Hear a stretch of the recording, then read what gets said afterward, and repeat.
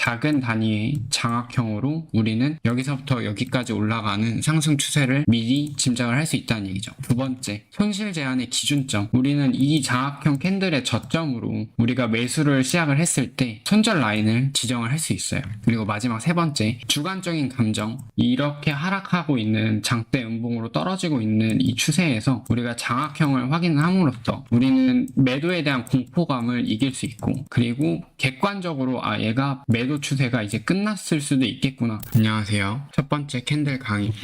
캔들의 정의는 무엇인지, 캔들 분석으로 매매할 때 장점이 무엇이 있는지 설명해 드리려고 합니다. 그리고 앞으로 이어지는 모든 캔들 강의를 봐주신다면 기술적 분석에서 왜 캔들 분석이 가장 기초가 되는지 이해하실 수 있을 거라고 생각됩니다.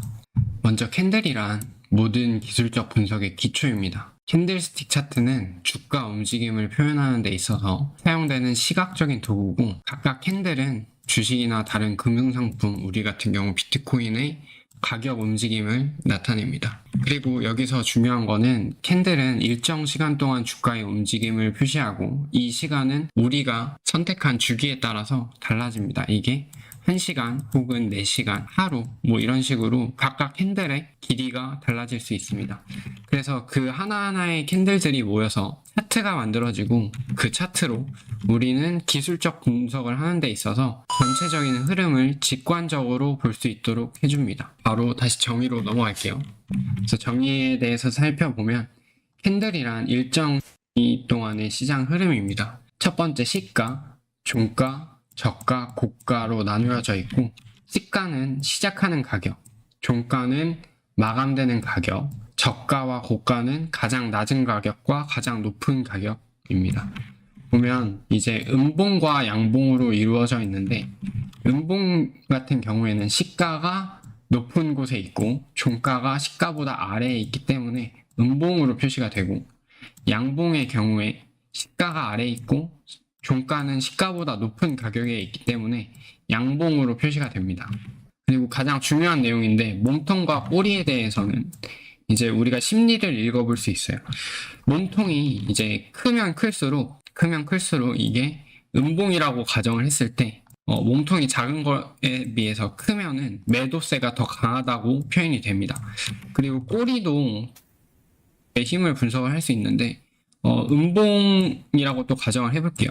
음봉인데 윗꼬리가 짧은 것과 같은 몸통 크기의 음봉인데 윗꼬리가 더 긴 캔들을 보게 되면은 시간상으로 이게 고가가 여기까지 있고 얘는 여기까지 있는데, 매수의 힘이 여기까지 올라갔다가 다시 그 반발 작용으로 매도의 힘이 여기까지 내려왔다는 게 돼요.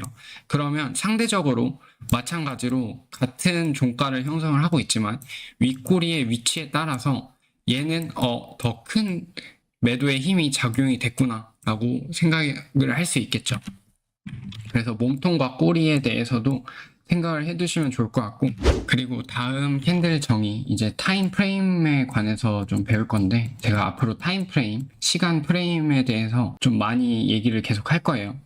예를 들어서 이 왼쪽 캔들이 5분봉 캔들이라고 예를 들면은 이 선형 차트로 이런 식의 표현을 할 수 있는데, 1분, 1분, 1분, 1분, 1분을 쪼개서 첫 번째 시가가 있고, 이렇게 저점으로 내려왔다가 저점을 찍고 로우 가격을 형성하고 다시 반등을 했을 때 고가를 형성을 하면 여기 고가도 꼬리로 체크가 돼요. 그리고 마지막 1분 동안 움직였을 때 클로즈 가격에 왔을 때, 그러면 캔들이 이러한 형태로 표현이 된다는 걸 볼 수 있어요.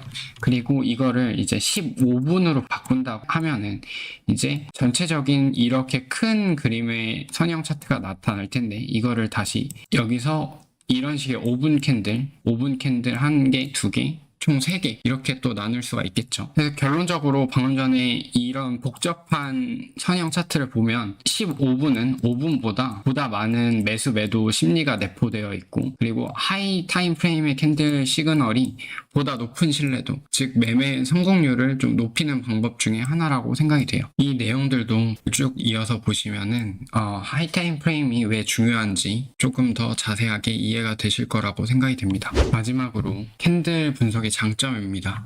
먼저 이렇게 떨어지고 있던 하락 추세에서 우리는 장악형 캔들을 확인을 할 수 있고, 이 부분 장악형 캔들을 확인할 수 있고, 그러면 우리는 추세 전환의 시그널을 확인할 수, 그리고 모든 장기 추세는 단기간의 변동으로 시작이 될 수 있습니다. 그래서 여기서부터 여기까지 다시 상승하는 추세가 만들어지는데, 작은 단위의 장악형으로 우리는 여기서부터 여기까지 올라가는 상승 추세를 미리 짐작을 할 수 있다는 얘기죠. 두 번째, 손실 제한의 기준점. 우리는 이 장악형 캔들의 저점으로 우리가 매수를 시작을 했을 때 손절 라인을 지정을 할 수 있어요. 그리고 마지막 세 번째, 주관적인 감정.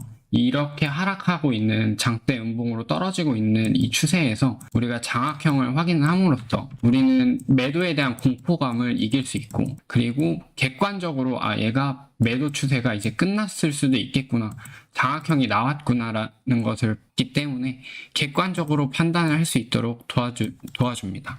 그래서 이렇게 캔들 첫 번째 기본적으로 고 다음 시간에는 이제 추세 반전형 캔들에 대해서 설명을 드리도록 하겠습니다. 감사합니다.